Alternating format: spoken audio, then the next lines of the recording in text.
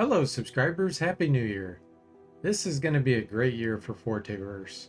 I wanted to give an update on the game I'm working on. I give updates regularly on my Discord server, but I know a lot of you don't go there. So, I'm excited to announce I'm actually releasing kind of a partial aspect of the game fairly soon. When I say fairly soon, I'm hoping within 2 or 3 months. And people will be able to play it online. So what I'm doing is creating something called the arena, and it allows you to fight monsters or enemies and choose the difficulty level. Do you want an easy fight, normal, or difficult? It is a fight to the death. So if you win, great. You get to collect the treasure and get experience and train. If you fail, you're dead.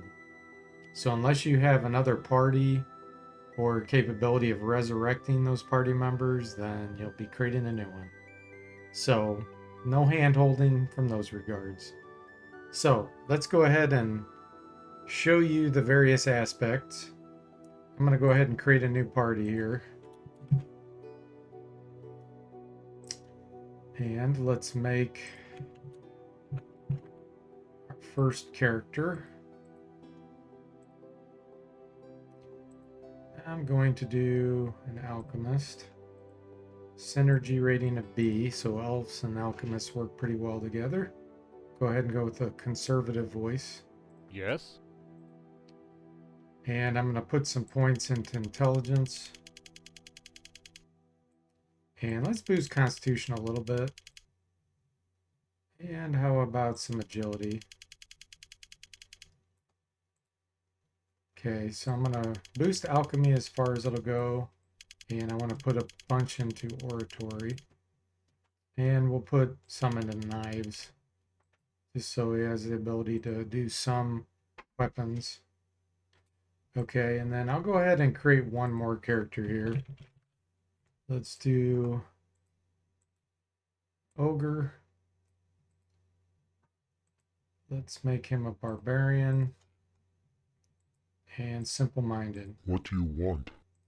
Okay, so let's give him some agility so he's not completely inept. Boost his speed a little bit. Make him really tough. Intelligence does affect some mental health too, so I do want to put as much as I can into there. Can only have 50 for an ogre. And let's do some dexterity. Okay, and let's make him good with two-handed weapons. And how about axes? Okay. So, we have a couple new options here. We have a shop we can go into, the Springfield shop, or we can enter the arena.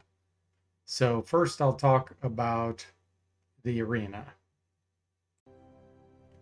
So as we enter the arena, we are thrown immediately into combat. See something. And this is randomized based on the number of party members you have and your level. So since we're level 1 characters here, you can see we're fighting a Treant Priest, level 1, and a Snake Man Ranger, level 1. And they appeared 62 feet away. So there's a lot of randomization done there. So let's go ahead and select them. You can see you're given quite a bit amount of time before you have to make all your decisions and put them in. Combat round, as I mentioned a long time ago, is 5 seconds worth of time. So let's go ahead and cast the power level 2 acid arrow. And let's target the ranger first. For sure. So that's going to be Daryl the Alchemist's action. Bubba the Barbarian, let's have him go ahead and approach and attack with his great axe.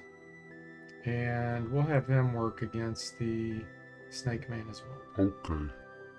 So once you've made your decisions, you can click this checkbox here to start combat. It didn't work. So Daryl failed to cast. And the ranger shot Bubba and did 21 damage to him. You can see Bubba has a ton of physical health being an ogre. He still has 492 left.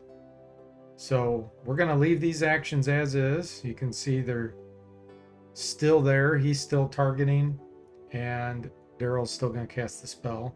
So let's just continue here.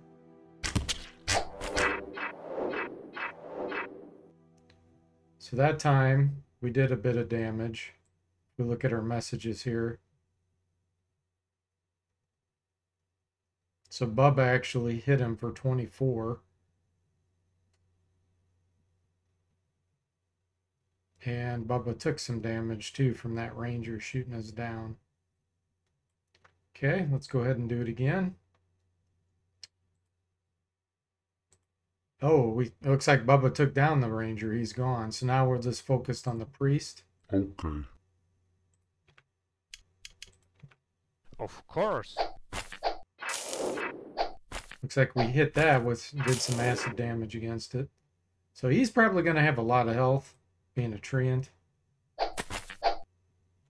Bubba's chopping him up pretty good here, though. There we go.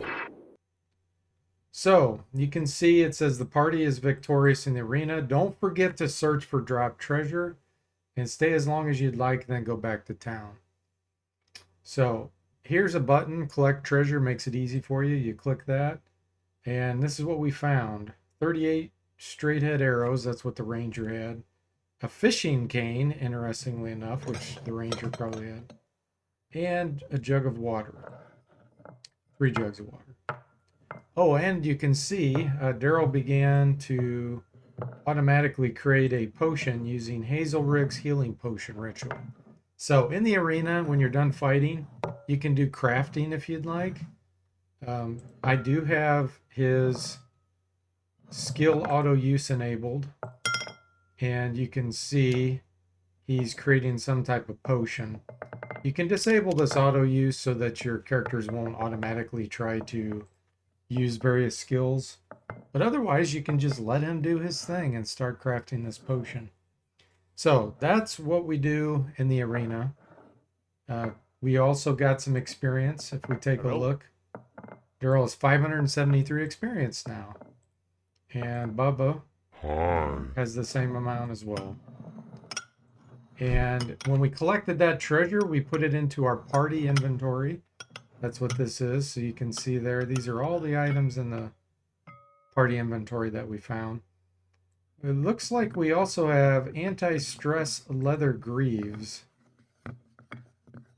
which is pretty interesting. I believe that protects us from nervous system damage. Don't have that showing that right now, but that is what anti-stress means. So let's go ahead and take a look at the shop option now. Okay, so we're back at the menu. I'm going to enter the Springfield shop. We only have one party, and we're immediately thrown into the menu. Daryl, are you going to buy, sell, or is it going to be Bubba? So first of all, let's do sell, just to kind of show you how that is. So what it does is it shows you the items that you have equipped, so that you don't maybe accidentally sell something. I mean, you can still sell it while it's equipped, but it always bugged me in games when it wouldn't tell you it was equipped and then you end up selling something that you're using. So it lists party member items first, and then it will show all the party items that are given to the general party. So you can still see all the descriptions on the items so that you can make an educated decision on if you want to sell it or not. That's pretty simple and straightforward. And I will show you how you can buy items. So the shop will stock various items. It's kind of randomized. Some are set. And as players fight in the arena and come here and sell items, since this is a massive multiplayer online RPG, you will be able to buy items as long as you can afford them. So as you can see, it lists all the items, gives you information about them.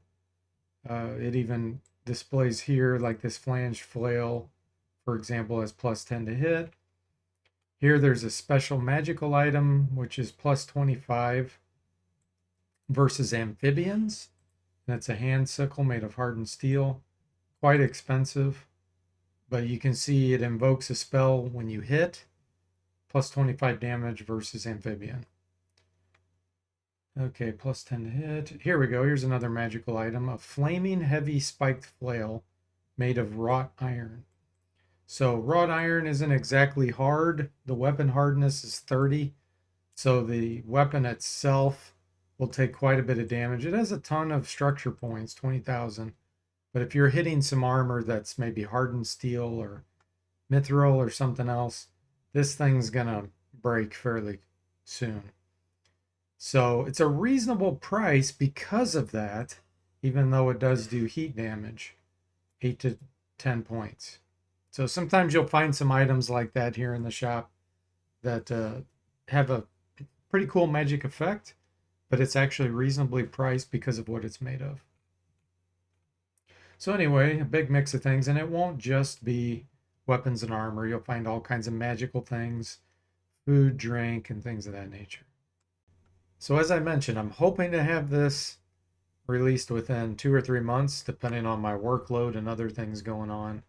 If you want to test early, please go over to the Discord channel to the Fortaeverse and let me know. And I can get you set up to start testing this early and give me some feedback. So I hope you enjoyed this, and I'll see you next time.